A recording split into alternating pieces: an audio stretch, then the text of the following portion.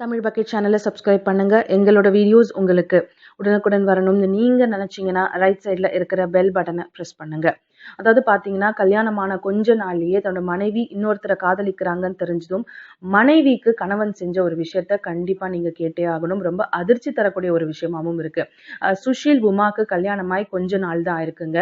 So அப்போ பார்த்தீங்க அப்படின்னா, சுஷீலோட வீட்டுக்கு 2 நபர்கள் வராங்க. வந்தவர் பார்த்தீங்க அப்படின்னா, ஒருத்தர் சொல்றாரு, நானும் உமாவும் ரொம்ப வருஷமா உயிருக்கு உயிரா காதலிச்சுட்டு இருக்கோம்.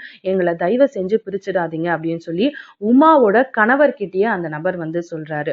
ஸோ அப்போ உமாவோட முன்னாள் காதலன் சொல்லிட்டு போனதுக்கு அப்புறம் சுஷீலுக்கு என்ன பண்றதுன்னு தெரியல. பெற்றோர்கள் வரைக்கும் இந்த விஷயத்தை எடுத்துட்டு போயிருக்காரு. ஸோ எடுத்துட்டு போனதுக்கு அப்புறம் பெற்றோர்கள் வந்துட்டு ரொம்ப கோவம் அடைஞ்சு காவல்துறையில கம்ப்ளைண்ட் கொடுத்திருந்தாங்க. அதாவது உமாவோட முன்னாள் காதலன் மேல. ஸோ அப்போ காவல் நிலையத்துல வந்துட்டு உமாவையும் சுஷீலையும் உமாவோட முன்னாள் காதலனையும் வந்து வரவழைச்சிருக்காங்க. ஸோ அந்த இடத்துல உமா கிட்ட ஒரு கேள்வி வந்து காவல்துறையை சேர்ந்தவங்க கேட்டிருக்காங்க. அதாவது யார் கூட உங்களுக்கு வாழ விருப்பமா இருக்கு? ஸோ இப்போ இருக்கக்கூடிய உங்களோட கணவர் கூடயா இல்ல உங்களோட முன்னாள் காதலனுடையா அப்படின்னு சொல்லி கேட்டிருக்காங்க. அதுக்கு உமா ஒரு அதிர்ச்சி தரக்கூடிய ஒரு விஷயத்த வந்து சொல்லியிருக்காங்க. அதாவது என்னோட காதலனோட தான் எனக்கு வாழ விருப்பமா இருக்கு அப்படின்னு சொன்னாங்க.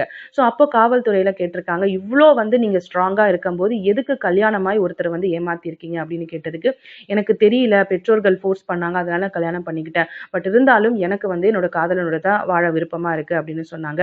இந்த ஒரு விஷயம் சுஷீலுக்கு பார்த்தீங்க அப்படின்னா தலையில இடியே வந்து இறங்குன மாதிரி இருந்திருக்கு. அதாவது உமாவை அவரும் வந்து காதலிச்சிருக்காரு. அவரும் பார்த்தீங்க அப்படின்னா உமாவோட ஒரு அளவு நல்ல பாண்டிங்ல வந்து இருக்கணும் அப்படின்னு சொல்லி நினைச்சிருக்காரு. அந்த ஒரு கட்டத்துல தான் பார்த்தீங்க அப்படின்னா உமாவுக்கு வந்து வேறொருவரோட காதல் இருக்கு அப்படின்னு தெரிய வந்திருக்கு.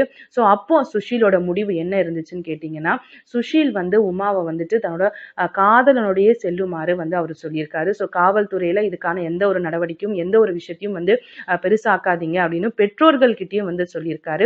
ஸோ இரு தரப்பில உமா வீட்டு சைடு பெற்றோர்கள் கிட்டயும் சுஷீலோட பெற்றோர்கள் கிட்டயும் சுஷீல் வந்து எல்லாரையும் கன்வின்ஸ் பண்ணி அந்த பொண்ணை வந்து தன்னோட காதலனுடைய செல்லட்டும் அப்படின்னு சொல்லி பெருந்தன்மையா சொல்லியிருக்காரு.